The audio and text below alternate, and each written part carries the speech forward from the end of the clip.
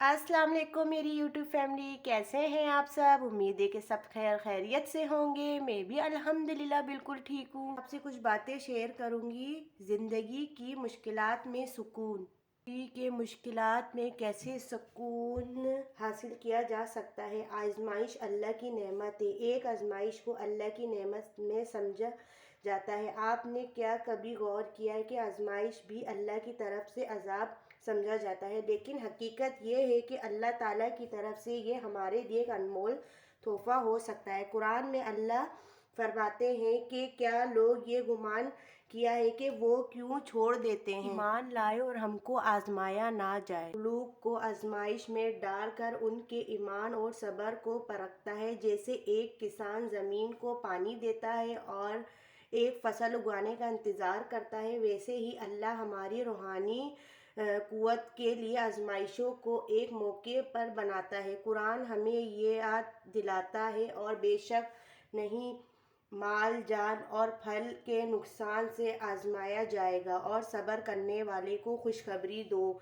सूर्य बकरा 155 में ये आयत है। हमें सानी है कि आजमाइश अल्लाह की तरफ से आती है और इनमें हमारे लिए हुक्मरान छुपी होती है। अल्लाह हमें मुश्किल वक्तों में दिखाना चाहता है कि हम इसी किस तरह इस पर भरोसा करते हैं।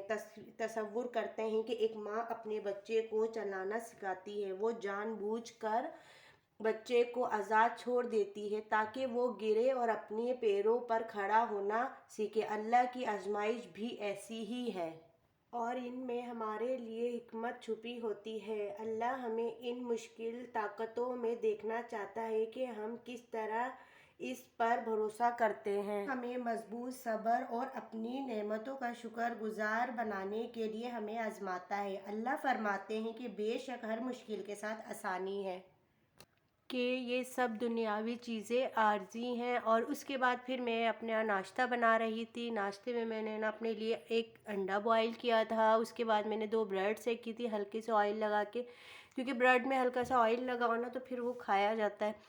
नाश्ता मैंने रेडी कर लिया था। और अहमद जानी है ना, आजकल सुबह 9 से 9:30 बजे तक मदरसे जाते हैं, क्योंकि फिर उनके पास टाइम नहीं होता। फिर 7 बजे वो ट्यूशन से आते हैं। तो फिर मैंने ना अपनी थोड़ी टाइमिंग चेंज की मॉर्निंग में जल्दी उठने की। तो मैं 9 बजे अब उठ जाती हूँ।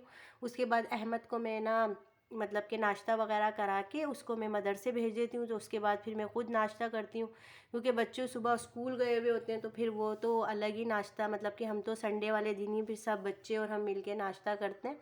वैसे तो हमारा अलग अलग ही नाश्ता होता है। तो चाय मैंने अपने लिए बना ली थी। और मतलब कि अहमद हैं मदरसे से आते हैं तो फिर वो चाय के बहुत शौकीन है। तो फिर अहमद जानी ने भी फिर चाय दोबारा पीनी होती है।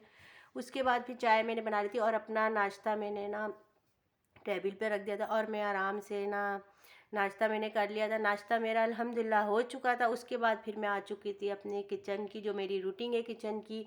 तो मैंने ये सारी स्लेपें वगैरह साफ़ की अच्छे से, क्योंकि हर चीज़ हटा के साफ़ करनी होती है। फिर बंदा रोटी वगैरह बनाता है, सारा खुश्का आगे पीछे बहुत हो जाता है। तो फिर मैं ना रात में जब किचन साफ़ करती हूँ तब भी मैं इसी तरीके से साफ़ करती हूँ और मॉर्निंग में भी करती हूँ। तो रात में मैं सारा किचन बिल्कुल क्लीन करके सोती हूँ, क्योंकि इससे ये होता है कि जब आप सुबह उठो तो आपको फिर किचन बिल्कुल क्लीन मिलता है। तो चूल्हा वगैरह भी फिर मैंने साफ़ कर लिया था। अब चूल्हा तो ये है कि मैं 2 टाइम साफ़ करती हूँ, रात में भी साफ़ करके अच्छे से, और फिर सुबह फिर हमें चूल्हा बिल्कुल साफ़ मिलता है। तो फिर मतलब कि माशाल्लाह से सुबह भी नाश्ता भी बनता है, दोपहर का खाना भी, शाम का खाना भी। तो फिर वो मतलब कि चूल्हा फिर आपको पता है गंदा हो जाता है। तो ये मैं हाथ हाथ साफ़ करती रहती हूँ इसको, तो ये इतना गंदा नहीं होता। उसके बाद ना मैं ना बर्तन धोने लग गई थी। नाश्ते के सुबह के भी बर्तन थे और मॉर्निंग भी बर्तन थे, कुछ हम लोगों के नाश्ते के भी बर्तन थे। और आपको पता है सर्दी में है ना सबसे मुश्किल काम जो लगता है ना, मुझे बर्तन धोने लगता है। गर्मी में तो आप जितने भी बर्तन धो लो ना तो आपको इतना बुरा नहीं लगता, पर सर्दी में बहुत बुरा लगता है। और मैं तो फिर ना यही करती हूँ कि ना क्या कहते हैं, बर्तन धोती हूँ तो फिर थोड़ी देर बाद फिर मैं अपने हाथों पे फिर लोशन या पेट्रोलियम जेलियम लगा देती हूँ, क्योंकि स्किन इतनी ड्राई हो जाती है हाथ की। तो बस मुझे सबसे ज़्यादा जो मैं आपको बताऊँ सही बात, मुझे सबसे मुश्किल काम ना सर्दियों में बर्तन धोना लगता है। बहरहाल फिर भी चलें, फिर भी धोना तो पड़ेगा ना, आप कुछ भी कर लें। तो ये है कि मैं ना नाश्ते के सारे बर्तन वगैरह थे वो धो लिए थे, और अच्छे तरह ना मैंने ना सिंक में ना साइडों में ना मैक्स का पाउडर डाला था, क्योंकि बर्तन फिर चिकने होते हैं ना। और फिर आपको पता है सर्दी में फिर चिकनाहट बेसन वगैरह में भी बहुत ज़्यादा हो जाती है। तो फिर मैंने ना अच्छे से इसमें ना मैक्स का पाउडर डाल के और तार वाले जूने से अच्छे से मैंने इसको रगड़ लिया था, तो ये बिल्कुल साफ़ हो चुका था। बस यही है कि सर्दी में बर्तन धोना उफ बहुत मुश्किल काम होता है, लेकिन अब क्या करें, करना तो पड़ता है ना। तो मेरी जो मासी आती है ना, वो बर्तन वगैरह में नहीं धुलवाती, उससे सिर्फ वो सफाई करती है घर की। बाकी सारा काम बर्तन धोने का वो मैं खुद ही करती हूँ, क्योंकि मुझे ना किसी के हाथ के बर्तन वगैरह नहीं पसंद आते धोना, बस अपने हाथ से ही तसल्ली होती है। तो बर्तन वगैरह तो मैं खुद ही वॉश करती हूँ, कपड़े भी मैं खुद ही वॉश करती हूँ। सिर्फ मेरी जो मासी है वो डस्टिंग और झाड़ू पोछा करती है। और अभी बस 1-2 दिन बाद उन्होंने भी चले जाना है 1 हफ्ते के लिए, तो फिर मुझे सफाई का भी मेरे पास लोड हो जाएगा, मैंने सफाई भी खुद करनी होगी। अच्छा, किचन से मैं सारे काम से फ़ारिग हो चुकी थी, फिर मैंने घर बेडशीट चेंज करनी थी, तो मैं साथ साथ फिर मैंने कहा कि बेडशीट भी चेंज कर लो, क्योंकि अहमद जानी मदरसे गए हुए थे, उनके आने से पहले मैं ना अपना काम ना कुछ तो ज़्यादा निपटा ही लेती हूँ। फिर मुझे ना उसको लेके जाना पड़ता है स्कूल ना, तो मैं फिर ये होता है कि भाई आप सुबह जब जल्दी उठते हैं ना, तो सुबह आपका काम जल्दी जो हो जाता है ना, तो फिर आपको ना रेस्ट का भी टाइम मिल जाता है। तो ये है कि सुबह की रूटीन बहुत अच्छी होती है जल्दी उठने की, जल्दी उठो, सारे काम करो और अपने रेस्ट भी कर लो। तो मैं ना अपनी बेडशीट चेंज कर रही थी, मैं ना 2 दिन बाद 3 दिन बाद बेडशीट चेंज करती हूँ। तो फिर ना मैंने ना ये ऊपर से इसका जो कवर है यहाँ से भी मैंने अच्छे से झाड़ लिया था, क्योंकि इस पर भी मिट्टी वगैरह हो जाती है। तो फिर मैं ना यही होता है, जब मुझे मशीन लगानी होती है तो फिर मैं 2 दिन पहले बेडशीट चेंज करती हूँ, सारे बच्चों की भी, रूम की और अपने रूम की भी बेडशीट चेंज कर लेती हूँ। तो फिर बस सारी बेडशीटें वगैरह मैंने चेंज कर ली थी। फिर यही होता है कि मासी के आने से पहले मैं बेडशीटें वगैरह सब चेंज करके बेडशीट अच्छे से मैंने बिछा ली थी। तो मासी आती तो फिर वो ना सफाई वगैरह कर लेती हैं, तो इतना टाइम नहीं लगता।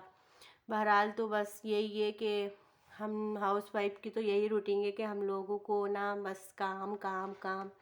बहरहाल और मुझे भी यही होता है कि बस ना साफ़ सुथरा हो हर चीज़, बेडशीट वगैरह भी सब साफ़ सुथरी हो तो फिर अच्छा लगता है।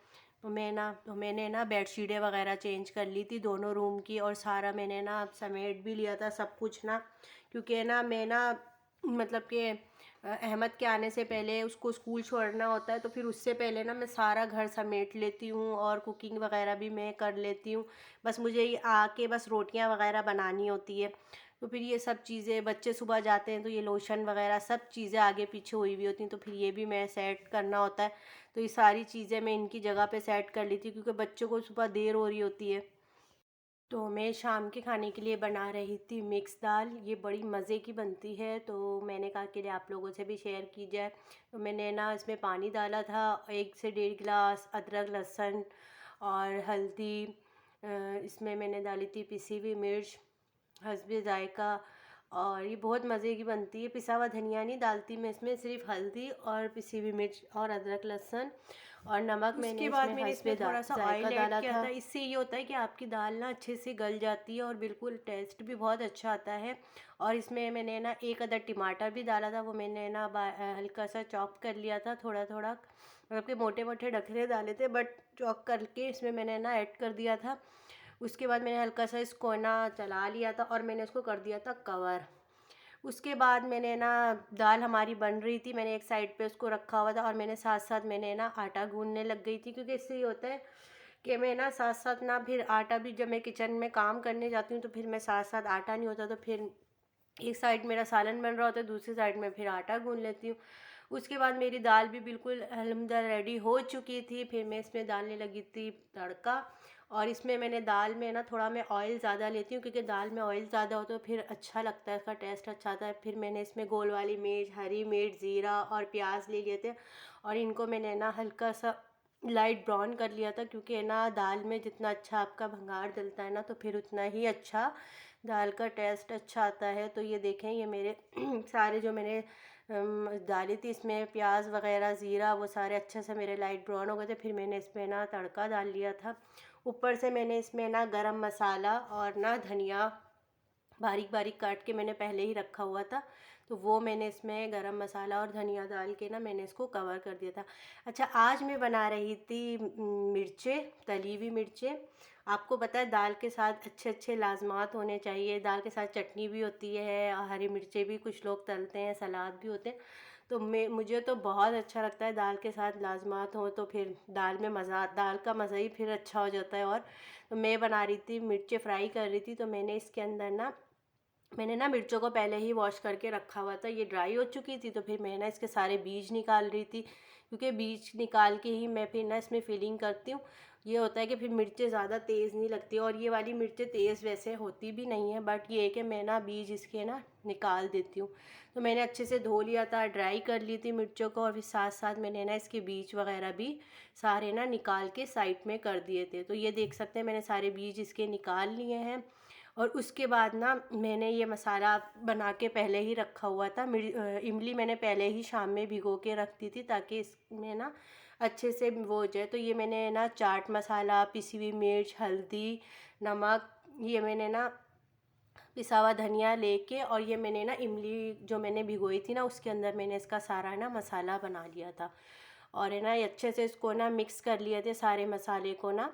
मैं दोबारा रिपीट कर देती हूँ, इसमें मैंने ना चाट मसाला, पिसी हुई मिर्च सब 2-2 स्पून लिए थे, पिसी हुई मिर्च के भी 2, चाट मसाले के भी 2, पिसे हुए धनिए की भी 2 स्पून, और नमक के भी 2, और हल्दी के भी 2 स्पून लेके, और मैंने इमली के साथ ना अच्छे से इसको मिक्स कर लिया था। और फिर मैं इसके अंदर ना फिलिंग कर रही थी। स्पून से मुझे ना हो नहीं रही थी इसमें सही फीलिंग्स, तो मैंने फिर ना इसको ना उंगलियों से ही इसको ना अच्छे से फीलिंग ना थोड़ी थोड़ा मैंने ना इसमें मसाला भर भर दिया था, और ये बहुत टेस्टी बनी थी। और मैंने ना फिर इसको ना रख दिया था डब्बे में ना, सारा मैंने कवर करके रख दिया था। जब मेरा दिल करता है तो मैं इसे खा लेती हूँ। इतनी मैंने बना ली थी कि जब दिल करा तो बंदे ने खा ली। तो ये मैंने ना सारी इसके अंदर फीलिंग्स कर ली थी। और मैंने ना, और बाकी में बहुत टेस्टी बनी थी ये मिर्चें, मैं आपको क्या बताऊँ। तो ये है कि सबके अपने अलग तरीके होते हैं, तो मैंने कहा चलो आप लोगों से भी शेयर करते हैं। तो फिर मेरे ना फ्राई पैन में ना ऑयल अच्छे से गर्म होने लग रख दिया था। ऑयल को मैंने ना 2 से 3 स्पून लिए थे, और वो अच्छे से मैंने गर्म करने के लिए रख दिया था। और मैं फिर एक एक करके इसमें मैंने ना मिर्चें डाली, और मिर्चें ना मैंने ना पहले एक साइड से ब्राउन होने दी। उसको मैंने ना हल्का हल्का सा उसको ना मैंने ना साइडों में से ना ऊपर नीचे किया। फिर मैंने दूसरी साइड को उसको अच्छे से ब्राउन होने रख दी थी। तो उसके बाद ना फिर मैं ना इसको ना जैसे बिल्कुल लो फ्लेम पे मैंने ना इसको हल्की आंच में इसको ना फ्राई किया था। ज़्यादा तेज़ आंच में करती तो ये जल जाती, इसके मसाला वगैरह भी जल जाता। बहरहाल मैं इसको फिर ना साइडों से ना ऊपर नीचे करती रही, तो इसका कलर चेंज होता गया। लाइट मतलब कि ब्राउन ब्राउन सा हो गया था। ज़्यादा जली जली नहीं बनाई थी मैंने, मतलब कि ब्राउन ब्राउन सा लाइट इसको मैंने कर दिया था। उसके बाद ना फिर इसका जो मसाला था वो भी, कुछ मिर्चों का मसाला बाहर आ रहा था। वो मतलब कि वो पक रही थी, तो मैं उसको ऊपर नीचे साइडों से कर रही थी। तो फिर मैंने ना फिर इसको ना हल्की आंच पे कर दिया था। मैंने कहा हल्की आंच पे इसको बनाऊंगी ना तो फिर ये मसाला ज़्यादा नहीं वो होगा। और मैंने फिर इसमें ना ज़्यादा ना कोई स्पून वगैरह भी नहीं मारा था, बस इसको हल्का सा कर दिया था। और ना उसके बाद ना ये देखिए आप हमारी मिर्ची का कलर। उम्मीद है कि आपको मेरा आज का व्लॉग पसंद आया होगा। अगर मेरा व्लॉग पसंद आया तो मेरे चैनल को लाइक करें, सब्सक्राइब करें, कमेंट्स करें। इंशाल्लाह आपसे मिलते हैं नेक्स्ट व्लॉग में। अल्लाह हाफिज़।